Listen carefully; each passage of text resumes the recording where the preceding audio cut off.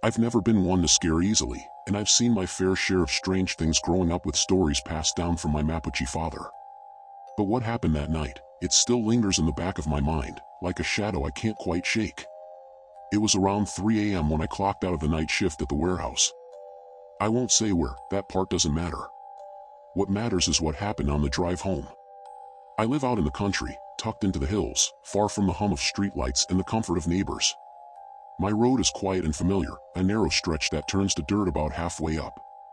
As soon as my tires hit the loose gravel, I felt it, that unmistakable sensation of being watched. Now, normally that wouldn't faze me.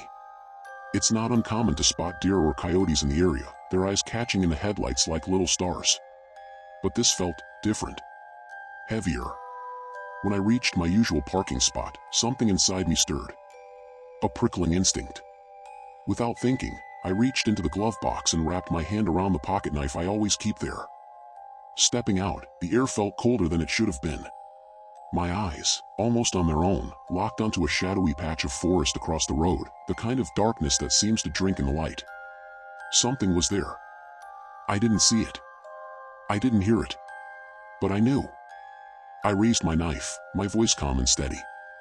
I know you're there. The moment the words left my mouth, the world stopped. Silence fell like a curtain, thick and absolute. The waterfall, usually a constant backdrop just a few hundred feet away, vanished from hearing. No rustling leaves. No distant crickets. Just silence. Oppressive and unnatural. 10 seconds passed. Maybe more. Then, all at once, sound returned, the soft babble of water, a rush of wind through the trees, and the distinct sound of something running. Heavy, fast, retreating. I didn't run. Every cell in my body told me not to. I kept the knife low and walked to the house like I always did, each step echoing louder than the last. When I stepped inside, something was off.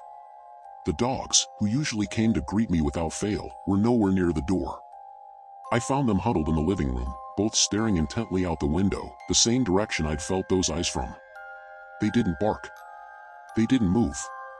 Just watched. I said nothing to my fiancée. She was asleep, and she's never held much belief in the stories I was raised on, stories of spirits, wendigos, skinwalkers, and the old things that roam the forgotten woods. Since that night, I haven't felt that presence again. Whatever it was, it didn't follow me. But I've never forgotten that feeling, the silence, the weight of unseen eyes, the unnatural stillness of the forest. And I know what I felt that night was no deer.